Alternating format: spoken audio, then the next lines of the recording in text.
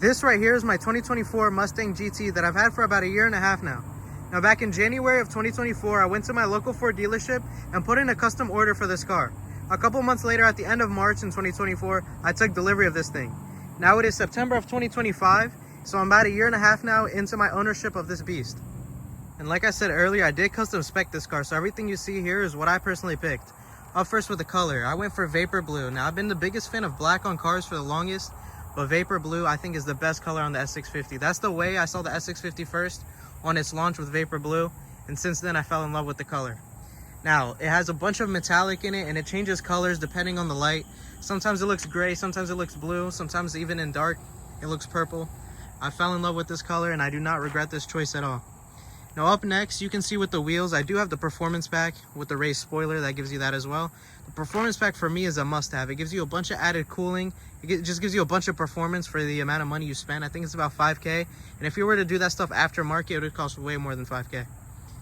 Now, you can see the brakes are red. So they do come with the performance pack, but to get them in red, you do have to pay $500, I'm pretty sure, to get them paint whatever color you want. I think you have black is the standard color. You have blue and red, and I'm not sure what else, but I went for red.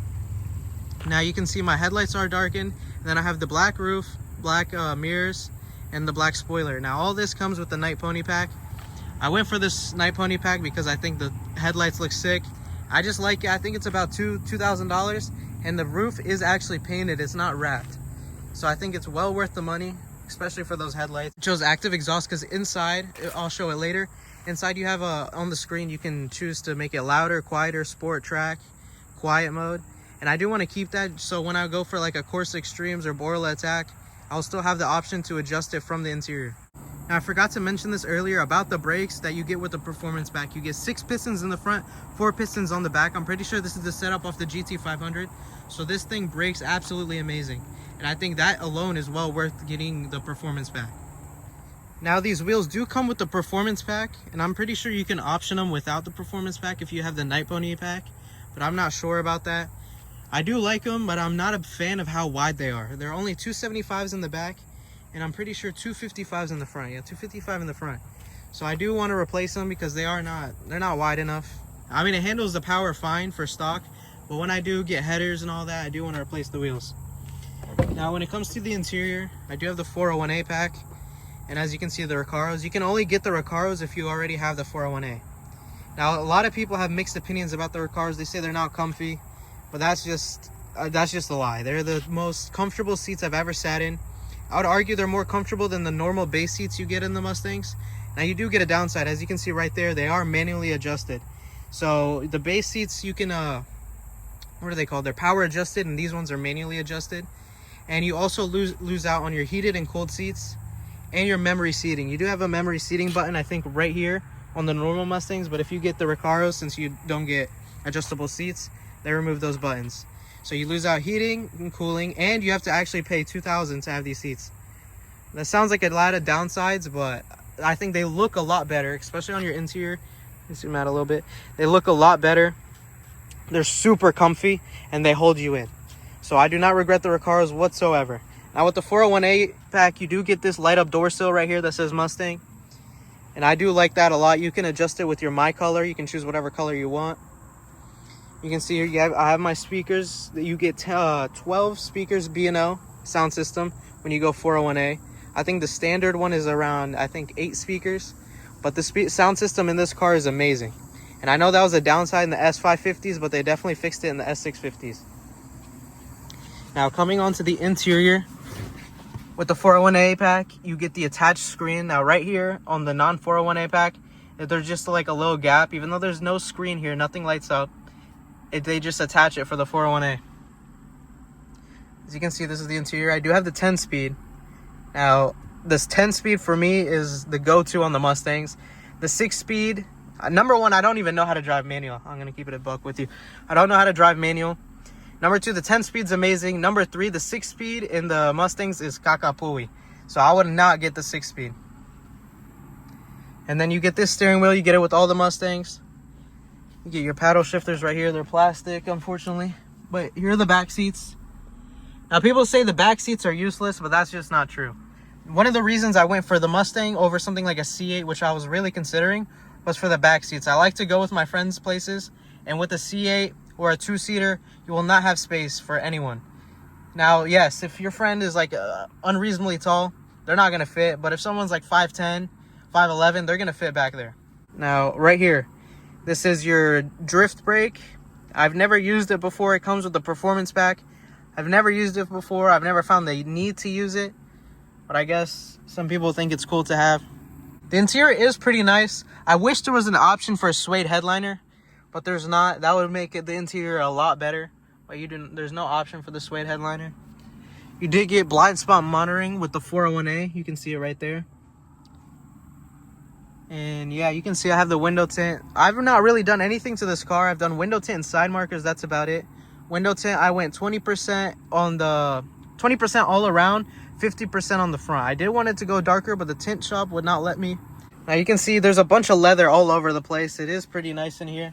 This is with the 401A. You get leather everywhere. Leather on the center console. Leather knee padding. Beautiful Recaros. Leather on the doors. Here's the B&O speakers. And you do get these seat belts with the 401A. Now when I ordered this car, there was no option. I did want to go red, but there was not an option for it. Now I'm really happy that they did not let me go red, because this goes just perfectly with the interior, the white stripe with the white and the Recaros and the white stitching all around. This is just perfect. Like I said, this car is heavily optioned, so I do have MagneRide.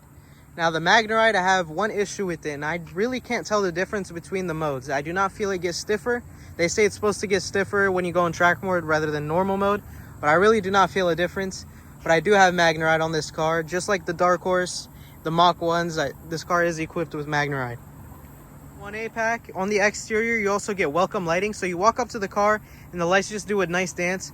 You also do get a Mustang logo puddle light, but since it's bright outside right now, it's not going to show. But I will insert a video of it.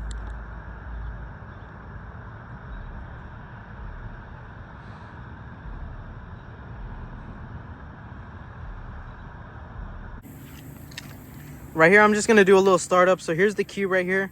All you do is hit the lock button and then start button twice. And here you go. Now the side markers, I did put them aftermarket. I got them on Amazon. So you will have just normal side markers. So they won't do that little dance right there. And the car, when you just start it, it is pretty loud, but it quiets down after a couple seconds. And then after it quiets down, if you have a 10-speed or you have an automatic, I should say, you will have remote rev. I think that's standard across all of Mustangs. So right when it quiets down, you will be able to remote rev the car. Right now, you can tell it got a lot quieter. Now, anytime you start the car, it will never start in track mode. It always starts in normal mode, and it's super annoying. So when you do remote rev it, it will always be in normal mode, so it will not be the loudest it can be. So when you run a remote rev it, all you got to do is go unlock lock, and it revs once to a certain amount of RPM, and when you do it again, it revs louder.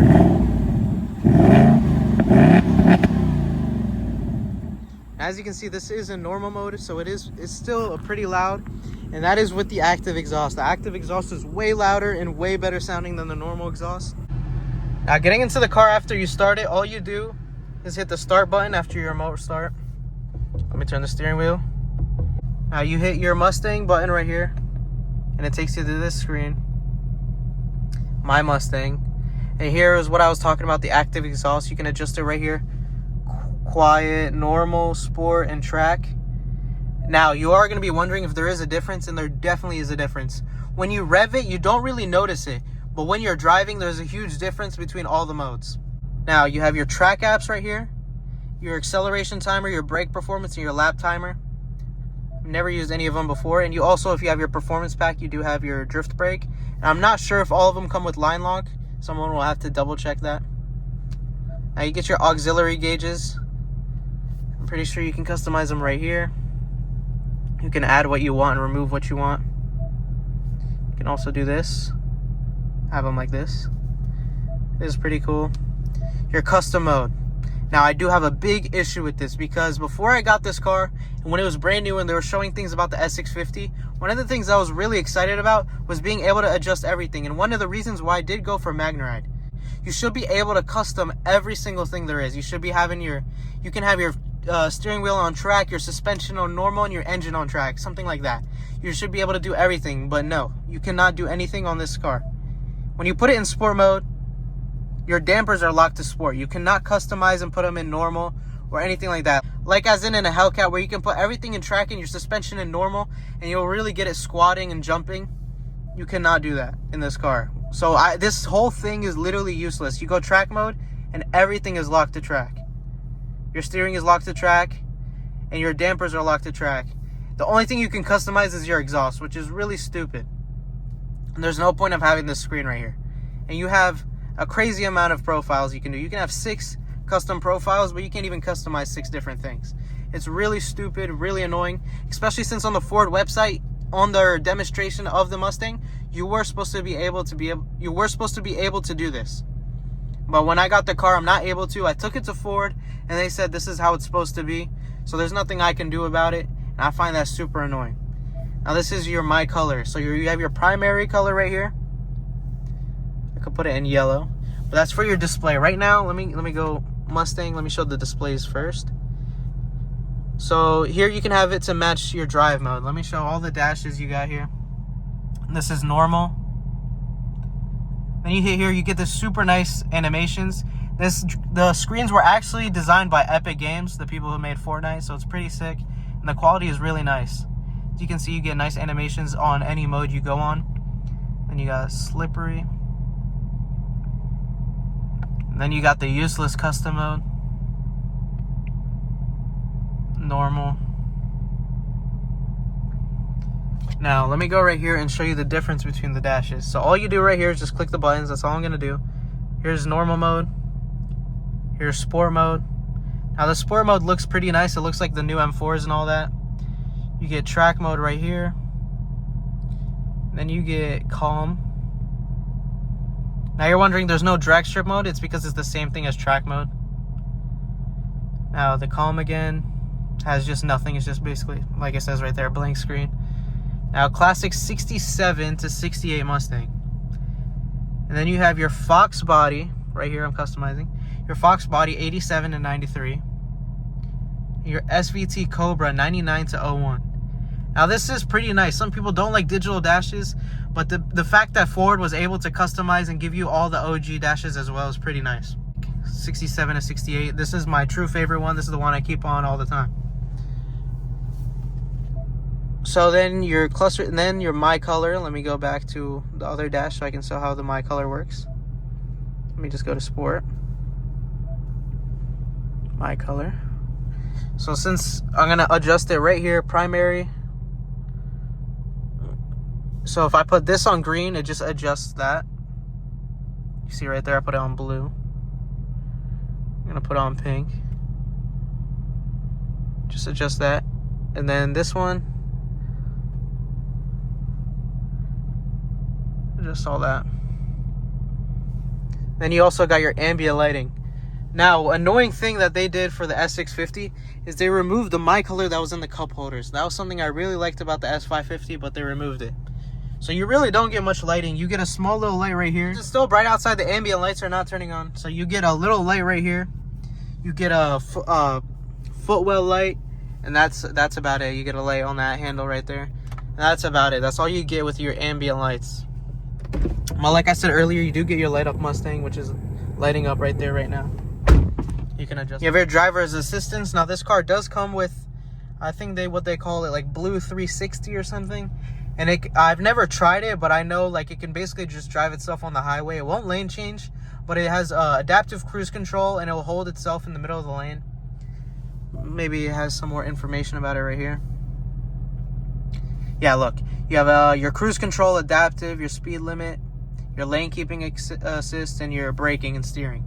So this car can basically drive itself. Now it is pretty cool because something like a Hellcat, again, I was considering getting a Hellcat before this. It has, I don't even think it has adaptive cruise control. It has like literally nothing. So it is pretty cool. So if you're going on a long road trip, this car will basically drive itself. You do also have a favorite button right here. I have it favorited to putting active exhaust. So I'm going to click it, and it's going to say active exhaust on, track exhaust on. And then right there, you can see it puts the little track exhaust emblem. It's pretty sick. And just before I head out, I'm going to put a picture right here of my TikTok account. So hit that follow button for TikTok. And if you like this video, hit that like button, hit that subscribe button. And I will be posting a lot more on YouTube. Peace out.